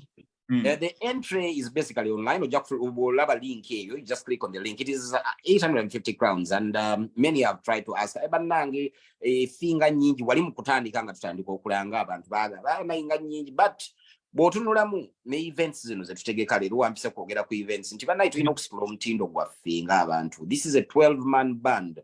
If we respect Afrigo Band as one of Africa's biggest bands, then tulina n'okutandika okutegeka Afrigo Band ng'aba organizers ne tugiwa ekitiibwa ekyo kyesaanira. The guys in London have shown it to us. Tebategekera mu Royal Regency is really a big and beautiful place. You know, Kati, the place that we are going to be Jebaita bands, eri wakati mu kibuga, wakati in the middle of Stockholm. Ntine bwovaamu mu train, obovudde ku nnyonyi alanda ne kuvuga ne kuteeka mu Central Stockholm, Tia Central, oba ne trains eziva ewalala yonna ne zikuteeka otambulawo eddakiika ekinene nnyo 5. Bw'obuuza era ne bw'otuuka n'oga bands eri luddawa. Otambula n'otuuka ku bands. That is how centrally located that place is. It is a beautiful place. So jangu ngoze kunyumirwa muziki naye ate ng'oli mu kifo ky'otagenda kubeera nga weewujja buli kaseera kwenyiga nti ate wenyize nnyo security ng'omanyi nti, you know, it's a hotel. Ekifo kino kibeeramu the biggest bands in Sweden. the biggest events, some of the biggest events in Sweden. Ekifo ekyo ekya bands abakimanyi abatakituukanga make it a date okubeera nti otuukawo. That's how we have organized Afrigo this time around. And the fee is in synchrony with whatever artists that have been put on that event. When really you look at that event, you're going to get 11 guys playing for you live music for almost 3 hours as a band. And then you have an addition of another artist, Eddie Away, who has played with this band as well at a time, at Jakubera Unaye, playing live music. Lukoba, sibintu bya CD tekayo ntekeyo. Now tegedde konti ne King Saha, who is part of the event. Some of these songs is gonna play live. Wow. This is a live. So, King Saha is also part of the package on that day. Yeah, King Saha is also part of the package actually. Then I see why it's worth. Yeah. We have the elderly abanyumirwa muziki gwabwe. Na ate we also take care of never na fabalala abanyumirwa ekidanda lichaffe and the message songs. Ntiawo muntu obobo inabo mu balancing them. It's Afrigo 48. Afrigo is in focus, but of course enyongereza zina abalala bonna bonna betuganda kutuna VJ audio kuva UK nejja kubakanga mwawo n'omuyimbi omulala gwe tuyina. There is Jose Project Power abe bajja okubanga bagulawo ekintu. Jose Project Power naye ajja kubanga kugulawo ekintu kyaffe ekyo. So that is what we expect. I really believe this time round, like most probably last year, people are not going to be disappointed when it comes to Afrigo. The sound, some of these places, you can't just come and you know what Afrigo is with the sound. That is their number one priority. Nti mwami matongo okubeera happy kintu kibeera kintungu okubye sound nga yiyo. So bajja kutuuka wano in time, tujja kukola sound check in time, tubeere nga tutegeka okuba nti sound ye evaayo na buli kimu kirungi nnyo nti their sound check is hours way before nga omukolo tegunnatandika. Yeah, I think we shall be having another session with Mr. Mbazira prior to the show, in a way that tufunayo more information or current information based on absolutely, Smokey. That I can promise you that once we get even the program lineup, how everything is going to run, we shall definitely get back to you. And all our people are going to Tumblr, the hotels they want to live in, and all that kind of thing. And we'll give you that information. I can promise you that. Yes, I'll give this information to our manager, that's Jorin, to see how best we can at least do more runs on the Afrigo band on 30th. That will be September in Stockholm. It's a Saturday. We shall use different platforms. This time around, we shall also go on TikTok. Tulabe butya butizo kubanga tuongera kola advertisement. Tuogeddeko wano katono nnyo nga tugamba the power of advertising really does magic. Era tujja genda maaso nga twogera nnyo kukiwa Afrigo. Era Mr. Mbazira ndowooza mujja tuwa akalanga ako kabeere nga katambula. Absolutely, tata tugenda kabaweereza. There's already bungi obugenzi naye nga bwegambye nti right now you can visit JK Entertain, one of our pages, which is the page of the organizer herself. Most of the information, especially the profiles that are going around, you can get them down there. And of course, all the vital information. But we shall also share that information with Euroforum Yugi, especially the most important information. And so that all our listeners and our viewers get to watch it and prepare themselves for that trip. For those of you asking about the hotels, all that information is down there.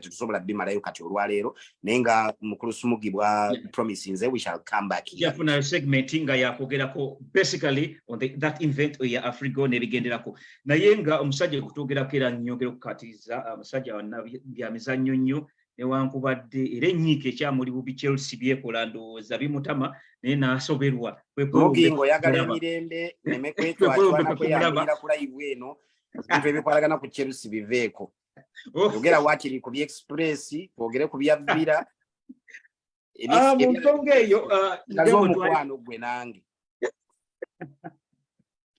naye mu mbeera bwetyo nyongera okwebaza okuba nti watuwadde obudde bwo naye in the interest of time walobye njagala okusembyayo naye nga bijja kuba bya chap mangu ekisookera ddala kansooke neebaze baganda baffe bonna bali mu Stockholm abali into the talent.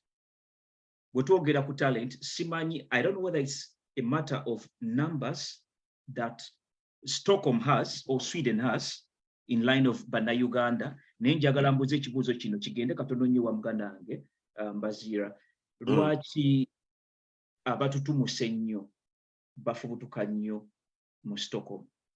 Yes, they say Europe is a land of opportunities. Naye ate abalala betumanyi nga basereebu opportunities zino ate bazikidde buzikizi nazo. How come?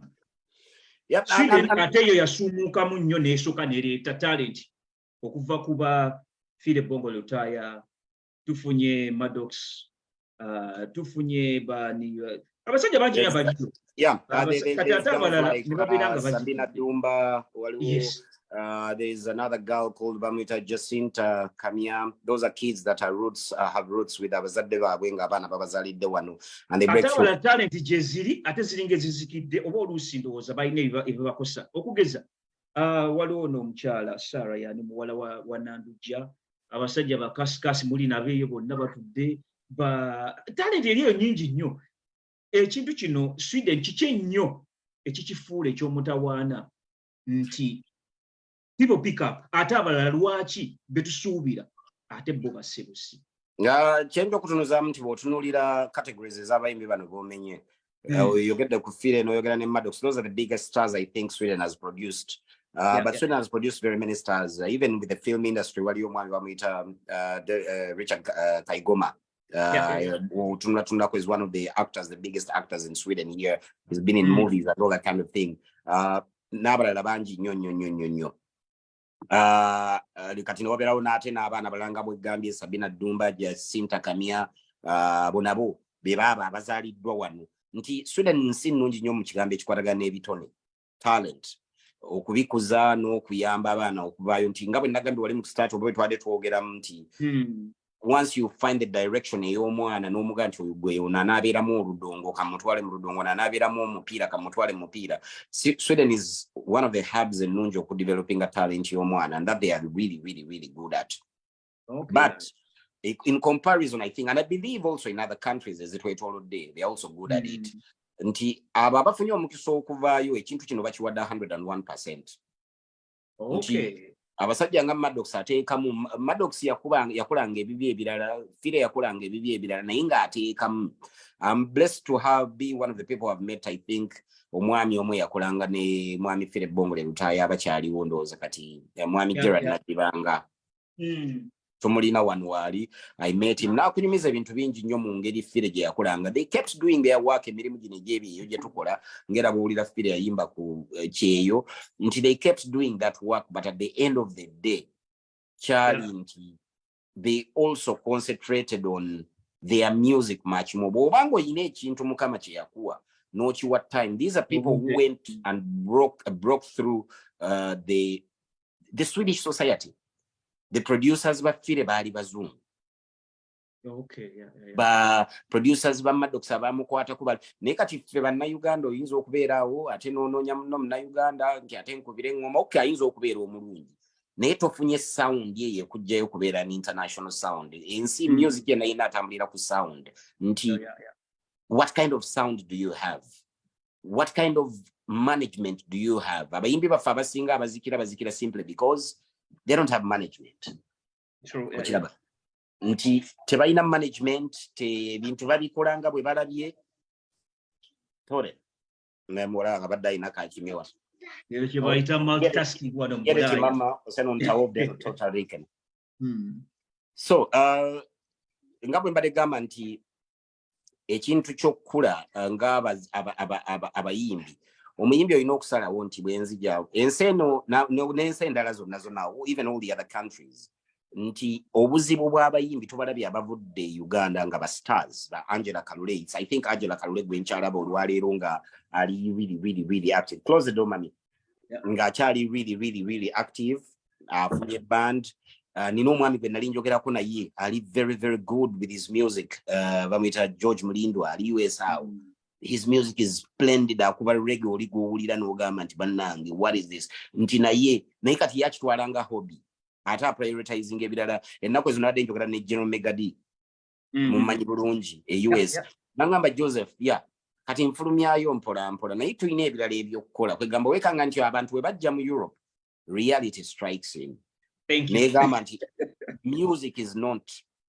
Already avudde eri abadde akuba music naye agenza okulaba music tatambula eri. Naye ate najja wano n'akwata ku ki? Ku ssente. Ku ssente eyo mutaka Ate actually ng'ovudde ne ku kyessente. Bw'abadde amujja bulijjo. Always bikyuka. Ng'ovudde ne ku kyessente. Even the system here will determine certain issues. Oyina talent naye system ekugamba oyina okkeera ogenda okukola kino. Tonnafuna mpapula oyina ogenda osooka kino bino bye bakwetaagisa. Bino bye bakwetaagisa. Ate ne bw'ogumiikiriza. Nti smoke ne bw'oba empapula ozirina. Ne bw'oba ozirina. Okubreakinga through a system ey'ekifo. Ekyo nakyo kirala. Tosuubira nti ojja kuva eri Uganda gy'ovudde nga bw'ovudde. Nze bwe nalowoozanga kuba nali hesitant nnyo okujja mu Bulaaya wano. But when I came to Bulaaya, natuuka ne ngamba nti okay, osanga bye mbadde nkole Uganda ngenda kujja wano nange nkole ku radio. Okiraba? Naye ogenda okutuuka wano abasajja radio zonna bazoogererako Luswidi. Kati nze n'atandikirawo. Ntegeera. Kati nno munayi n'okusooka okweyiya. Luckily enough nti ensi zituwa platform wano kyangu nnyo okufuna mixer, kyangu nnyo okuzimba studio eyo n'obeera creative. Okiraba nti naye ate ttaaki eyo tojja kubeera naye. We have beautiful Denmark awo simanyi bw'obadde okimanyi.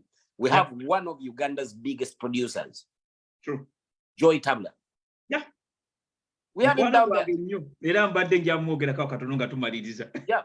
We have one of Uganda. He produced very many songs on Suza Mungato. Very many artists. Actually, very many artists. Yes. He's handled. Joy Tabla is down in Denmark. Yeah. But oyinza okwebuuza kati omuntu ayinza okubeerawo n'abuuza bana Tabla yabulirawa. Musikidde ewalala music akyamulimu nti Europe kind of takes you away. Naye ate nga Tabla bw'onaamukubira n'omuga nti wayi ninayo akayimba kaakano. Kwogera naye ate era bwe tutuuka eno ebintu bikyuka mu ngeri nnyingi nnyo. Ekyo lwaki olaba nti abayimbi abasinga abajja e Bulaaya either balina bwe babula ne bava ku scene oba ne baba basigaddeko. Their productions are not the same nga ttaaki yeeka. Nti atuuka wano ate n'alaba music in a different way. N'alaba productions ez'abasajja bano n'aga nti naye ate nze ate sijja kukuba kidandali kyeka. Bwe bagamba ogenda e Bulyambwa olyambwa. So it's the same with what happens with the talent that we have. As long as people keep on keeping on, somehow, my dream was to work on a radio. So maybe it will happen one day, but I know I just admitted I will not speak Swedish better than a Swedish person. Unless they put an English radio station there.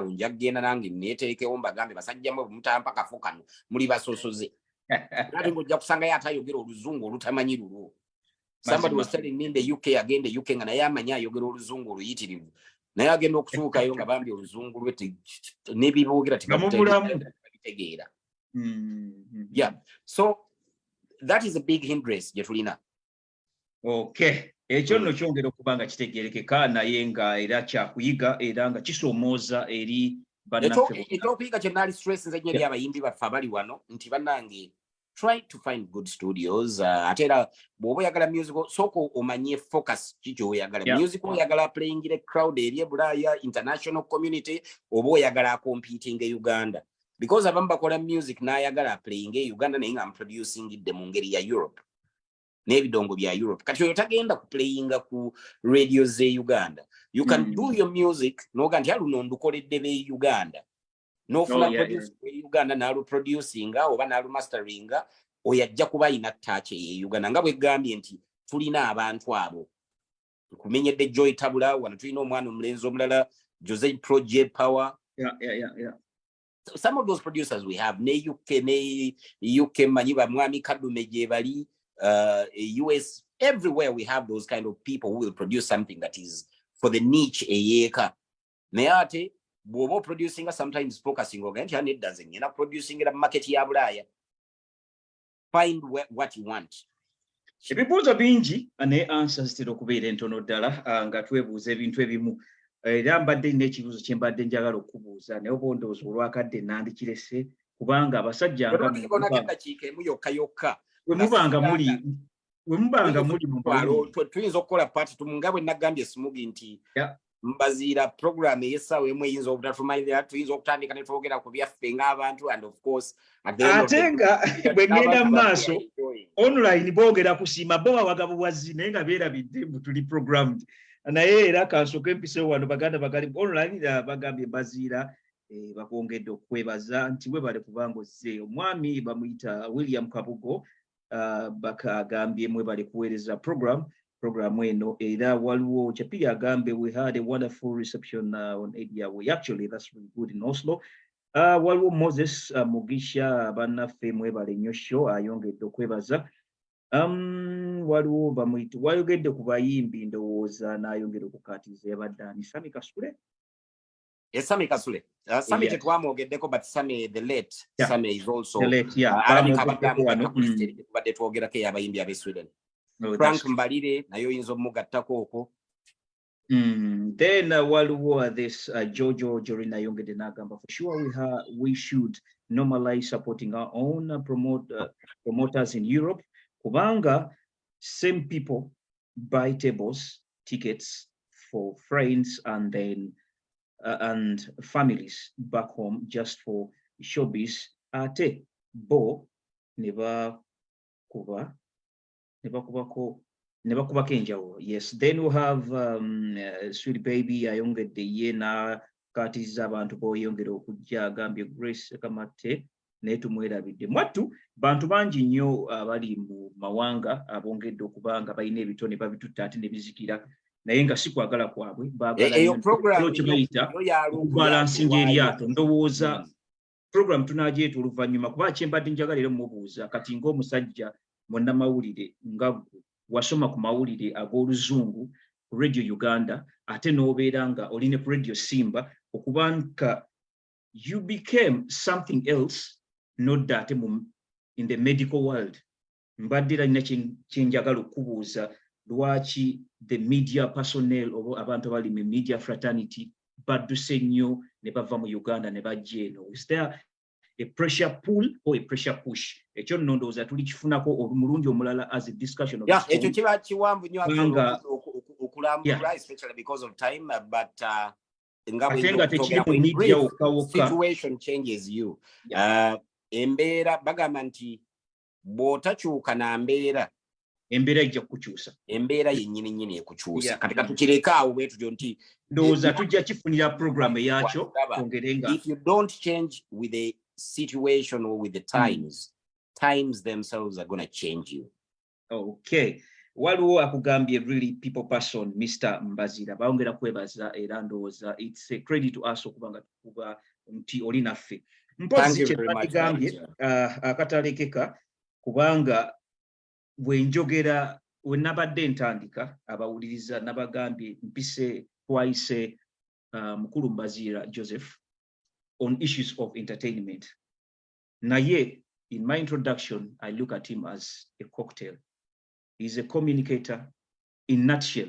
He's a man who is an edutainer, educative in a way. Atenga in terms of entertainment is very good. Kati akatalekeka mbadde njagala mu bigambo kimu bibiri bitono nnyo. Twabaddeyo ne invent omanyi otwogera Euroforum.ug ka-UG nako tetukaleka mabega. Twabaddeyo ne Sira e Uganda, twabadde ekika ky'amasimu, omwabadde iPhones, omwabadde ne Nokia. Kivulu kyagenze maaso era bangi bakiwumbyemu omutwe. Abasinga twabadde tukyota buliro ku online. Actually byavuddeyo kyensuubira mbu naabwe wabadde obateze amatu oba amaaso. Mu bumpimpi kyewalabye ki kyoyinza okubanga otusiigira oluvannyuma otuwe social media handles zo sinasinde obenga ate otusiibula ki kyoyinza okukira tuwe analysis ku battle eyabaddeyo Cindy and Shiba. For starters banange nze ndowooza I think abayimbi b'e Uganda balitandise okubeera very very very appreciative of the Ugandans that support their music. Nti sigwe gusoose kati tulabye nti abantu ba advertising ekintu abantu ne bagenda bugenzi to support sawe ekyo mwakirabye bwe kyajjudde. It is a battle between Cindy and Shiba. Who are known to world stars, tulabye world stars abaze ne bajjuza ekisaawe ekyo ekitegeeza nti music we Uganda ina relevance. Haina relevance. Tulabye Alien Skin kuva emabega n'abalala nti abantu bazze basupporting ati shows muzirabye ezibadde ku Serena twala tugende. But people are always there. Ekitegeeza bannayuganda support their own. Kati mwe abayimbi oba abayimbi should not at any one time take this for granted, the love of the people for granted. Nti nze ku lwange eyo battle naalibadde sisuubira nti because battles zibaawo naye waliwo battles ezitalina kubaawo. Nti bwe tuba twogera ku bayimbi tulina kye tuyita abayimbi. Nze ndi muntu ali passionate about music. Era kino nze nkyogera nti I love music but I love what is called music. Sigenda kugamba nti omutontomi muyimbi, sigenda kugamba waliwo enjawulo okutontoma okuyimba okukocha kati tulina abayimbi nga naye abeeyita abayimbi naye nga batontomi. Tulina betuyita okukyawula nti saagala ku mentioning amannya bagamba nti kino nakino because people were there also watching and judging that we have recording artists and we have studio artists and we have performing artists. Afrigo Band are performing artists. They are musicians. They play instruments and they sing. Cindy is a performing artist. She's a performer. She's a dancer. She's a musician. One of the times, when Namurabienga, she even hits the high notes like, so carefree. It's true. Yeah. Inga kwata microphone, she knows how to play with it. That is the skill of stage performance. Yeah. Shiba is a singer. But a studio singer. Yeah. That some truths we have to say. This is the second time I'm seeing Shiba perform live. And I thought that she would never do that again after the first performance. But whoever dragged her into the battle stuff, God knows. But the change of government, but organizers by events, it's high time you started looking for quality. Because Uganda nga bwemba manyi be bantu abakoowu bwe bakoowa babavaamu. When people in Uganda stop attending events, they will just like disappear. Batandike kuddayo mu kuwagira bakongo na kitwala tugende. Nti once you still have those crowds, don't take people for granted. Give them the value. Have a show like that. Bring two artists that can really do live music and perform. Do live music and perform. Kwegamba, I was okay with Cindy. I Sagara Ganti, okay, this one was better than the other one in this aspect and this aspect and this. Shiba's songs are very popular. They are good. The chance by organizers, please give value for money. Ngera bwe tugamba abantu abategeka ebivulu byabwe in Europe and all that kind of thing. Tibotegeka ekintu. Omuyimbi azza agenda kuplayinga ku playback. Agenda kuyimbira ku microphone okuyimbira abantu. Abantu bagenda kujja, they turn up, they give you their money ze bakoze mu kyeyowan. But make sure you have some beautiful sound. You have some good organization. So that when somebody comes to spend agamba, yadde omusajja teyakubye engoma live nga bwe njisuubira. So I won't go so much to dig deep into that battle. I think it's another segment naye gye tulina okuwa obudde nga tugiwe time yayo naye nga saagala kwerabira kintu kino nti byonna byabaddewo in your line of professionalism ya MC. Some things went not as expected on that same show. How would you judge the professionalism of the MCs on that day? Honestly speaking, I've not taken a lot of time to watch the whole show. I've just been seeing clips and bits of the event. And because actually when it was happening, I was doing a function or I was handling something. But still, by MCs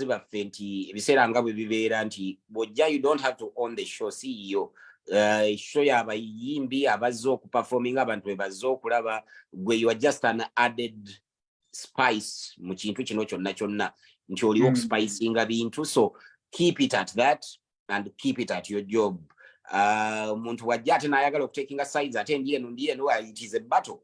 Be neutral, do your thing, let them battle it out and then go on with it. I am not in position, honestly, I'll be very honest, to judge the MCs of the day because I did not see their performance. Yeah. So okay, I will not go into that. That will be a day of its own when we shall call you to give more analysis on issues like that, when you've really taken note.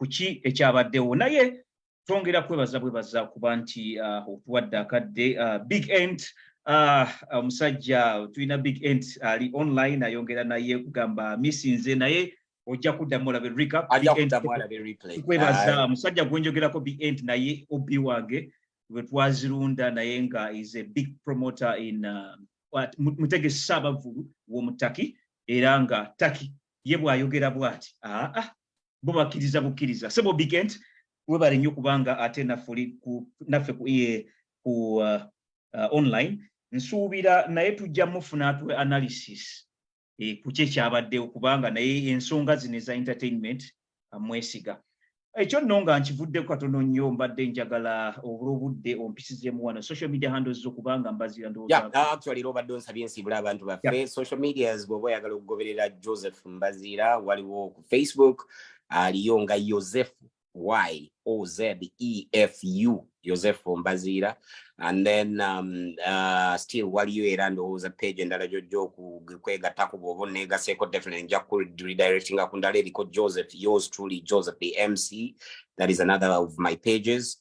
And then as well via Instagram it is Joseph Mbazira, Twitter Joseph Mbazira, and as well TikTok kuba ne TikTok abana bajinjigiriza ennaku zino mbadde sikyagikola nange nagiguddemu ekyo nagiguddemu so actually that video I've seen because it's a city I think my concentration is much more on Instagram and my Facebook pages, but one of these days because of the trend of Twitter, again, actually, Jacob, some short clips I've done about the issues that are happening around the music industry, and that is my Twitter handle, which is also Joseph Mbazira or Joseph Mbazira. So you will find that man always in a heart, maybe, or any other kind of way. You can't miss me, but of course, you can also inbox me via Facebook, and I share them with you. Thank you very much, guys, for having me. It's been a while, and Iran Senyo Mukuru Smugi, you and Mwami Mugisha, who identify Joseph this Sunday together. We're gonna have you. I think we should do this much more often with very many other people, and of course, I hope everybody who has come to this link has also liked the Euroforum Yugi channel. Nti tojja buzikubeerako, but also like kwegamba ebintu byetulaba ebiseera ebisinga mbadde nsaba nnyo bannanga balaba ebintu bino nti mulabe ebintu ebyamagezi okubeera ku program y'omuntu akola live bangi betulabye abakola lives naye nga tezina kyezigattako n'omala eddakiika 30 omuntu akola introduction yakyakubuulira kigenda kujja nedda eyo mubeere ku bintu oba budde mala eddakiika 30 nga mubutuufu owuliriza nonsense tezigenda kudda ate era bw'olaba nti abantu naawe olina kyewaali agadde it's very good okuwandiikira Yugi Forum nobaga nedda this guest we would want, this person we would want, osobola okufuna content eyo gy'oyagala okufuna ku mukutu gw'omuntu. I believe Yugi Forum is very open for that as well. Thank you very much, Smugi. You really do appreciate all the viewers. This has been Joseph Sajja wa Kabaka atenga yewangulidde ebitiibwa olw'emirimu gy'akola atenga akola okwongerako nabadde njogera ku masculine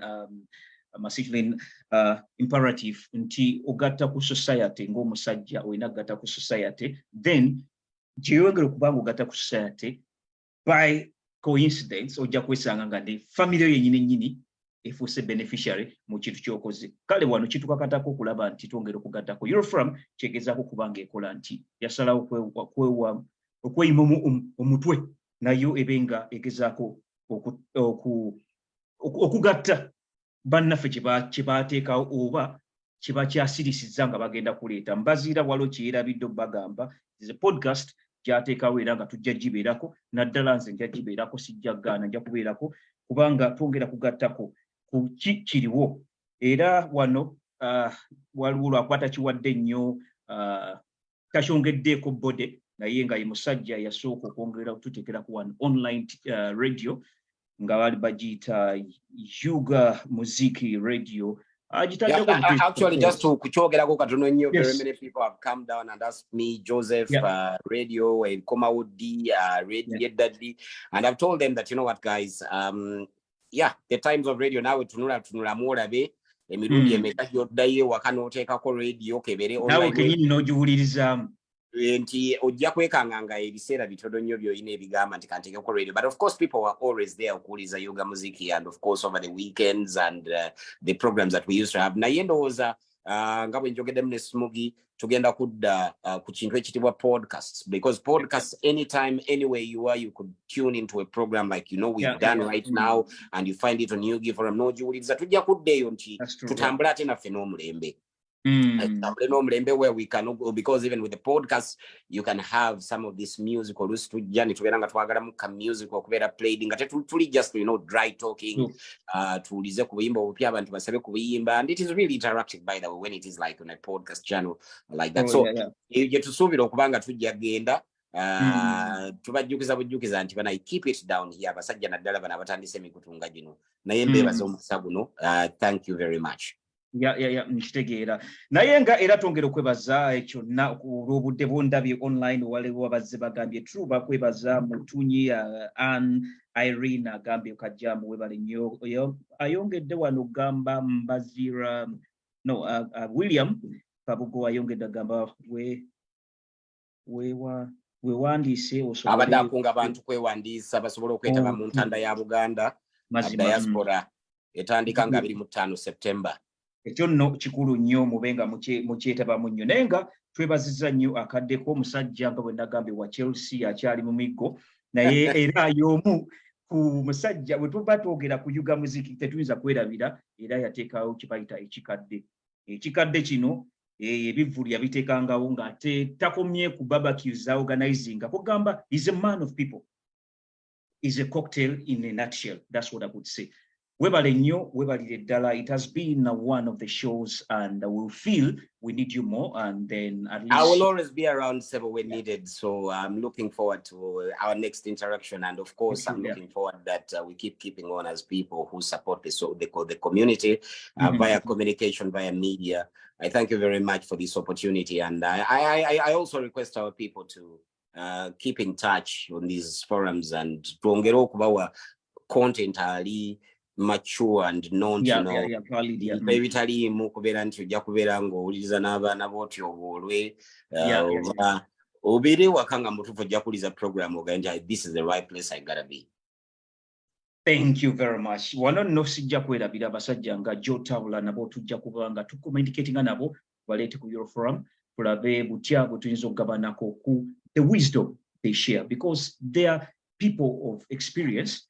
Their experience comes with wisdom, like it or not. So muwumpimpi nja kwebaza mwena badeko online ate nebaze ne timu yange gye nkolagana nayo Euroforum, that's Green Mwita no Jojo ebiseera bisinga sijja kwerabira Buganda ge Mugisha webale nnyo okuba nti otukiikirira buli wamu oba n'okola kyonna ekisoboka. All the technicians on the group, Gibson from Uganda, that's much more respect. Those who are managing our TikTok social media handle, naye tugenda kubanga tugitandika okubanga tukola lives era nno tubasaba mubeere nga naye tunaba tubayise mubenga mutwegattako mangu. Nyongera okulisaayo bannaffe abavudde mu Ediawe mwakoze kyamaanyi era engatto temuzikyusa wabula mwongereko eddagala tuyinayo Afrigo nga 3 tubenga nayo tujettanira. Sijja kwerabira muganda mwanyinaffe from Finland Samantha Elf nawe gy'oli tukulamusaako ndowooza naye ajja kubateekateekera program enabeddako nga bulijjo nsigadde ndi aka Smogging nga nyongera okubanga ndi ku Euroforum nga buli bwenzija just expect edutainment that will be coming in, given other chance if I'm to step in for my colleagues to discuss certain issues connected either political or social, in any other angle I'll be there, because Much as my brother Mbazila is a cocktail in all spheres, I'm Smokey the versatile. I'll go in all spheres too. So that taken, allow me to say goodbye on behalf of Euroforum. Allow me to say bye-bye and we meet next time. Thank you.